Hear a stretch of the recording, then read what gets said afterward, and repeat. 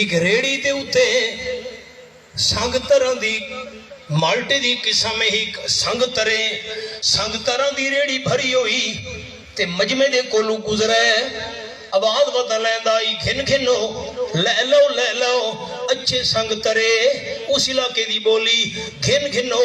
अच्छे संग तरे। अमीर शरीयत जो आवाज सुनी तकरीर रोकी चा फरमावन लगे साहिवाल वाले हो मेरी गाल नहीं मने दे ई रेड़ी वाली दी गाल मन घिनो के वदात है अच्छे संग ये पंजाबी नहीं समझ आई तो संग दा माना साथ रलन वाले नाल मिल वंजण वाले अच्छे संग तरे